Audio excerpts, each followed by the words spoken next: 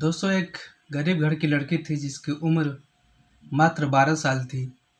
वो किसी तरह कूड़ा-करकट बीन के जो भी उससे कमाई होती थी अपने परिवार को देती थी। यूँ कहें तो उसका सिर्फ़ कमाई का वही ज़रिया था।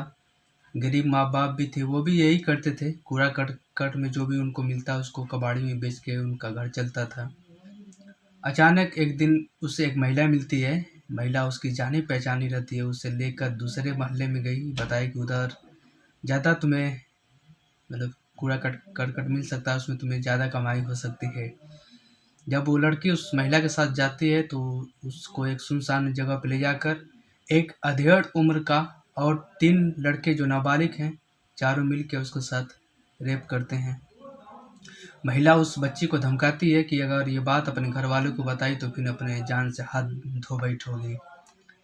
लेकिन किसी तरह महिला अपने भाई को बताती है, भाई घर वालों को, घर वाले जाकर रिपोर्ट दर्ज कराते हैं और एक जो मुख्य आरोपी है उसकी गिरफ्तारी होती है। आइए बढ़ते हैं दोस्तों आज की वारदात की तरफ कि कहाँ की ये वारदात है जहाँ एक कूड़ा करकट बीनने वाली बच्ची भी सुरक्षित नहीं है। जी हाँ दोस्तों, ये वारदात है भारत की राजधानी दिल्ली की, जिसे एनसीआरबी रिपोर्ट सबसे करप्टेड और सबसे जो महिलाओं के लिए असुरक्षित राज्य है उसे दिल्ली पहले नंबर पर आता है। दिल्ली का एक ज़िला पड़ता है नॉर्थ दिल्ली। वहाँ पर एक बच्ची रहती थी जिसकी उम्र 12 साल थी। वो उसी आसपास बवाना के आसपास कूड़ा करकट बीनती थी या जो भी उससे कमाई होती थी अपने परिवार वालों को देती थी। एक दिन उस बच्ची को एक महिला मिलती है जिसका नाम ब्यूटी है। ब्यूटी वो गार्डिंग का काम करती थी, जो भी काम मिलता वो कर लेती थी और उसी मोहल्ले की थी। वो बच्ची की जान पहचान की थी।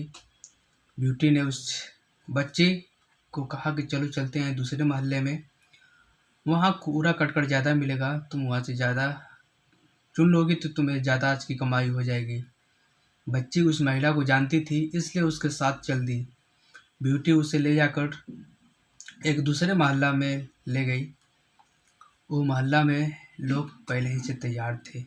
कुल मिलाकर 4 लोग थे, जिसमें एक अधेड़ का व्यक्ति था जिसका नाम सुरेश कुमार था, जिसकी उम्र 38 साल है और एक 3 बच्चे थे जिनमें क्रमशः 12 साल, 14 साल और 15 साल की उम्र रही होगी नाबालिगों की। 1 जनवरी में सदर बाजार के पास सुनसान एरिया में ले जाकर जो नया साल पड़ता है 1 जनवरी 2023 को उस बच्ची के साथ बलात्कार करते हैं। वो बच्ची की मात्र उम्र 12 साल थी। उसको छोड़कर वहीं चले जाते हैं। अंत में उस महिला जो ब्यूटी थी उसके पास जाती है और कहती है अगर ये बात अगर तुम किसी और को बताई तो तुम्हें अपनी जान से हाथ तुम्हारे जान गंवानी पड़ सकती है। वो बच्ची डर जाती है क्योंकि महिला का परिचय कुछ ज़्यादा ही था।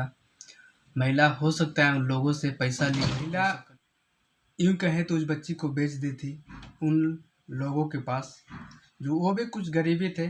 जो सुरेश कुमार जो आरोपी है वो चाय की दुकान लगाता है और जो उसके साथ बच्चे थे 12 साल, 14 साल, 15 साल के, वो भी बवाना के निवासी थे, वो भी कचरा ही बीनते थे। बच्चे 2 दिन बाद 4 जनवरी को वापस बवाना आती है और कचरा बीनते वक्त ये भाई अपने भाई को बताई।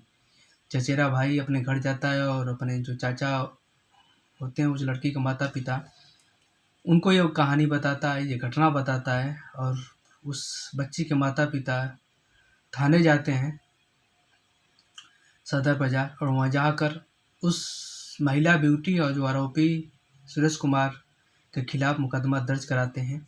पुलिस तुरंत संज्ञान में आती है और उस आरोपी को जो चाय बेचने वाला है सुरेश कुमार 38 सालों को गिरफ्तार करती है। महिला को गिरफ्तार करती है और महिला के दिए हुए बयान के अनुसार उस तीनों जो आरोपी नाबालिग हैं उनको गिरफ्तार करती है।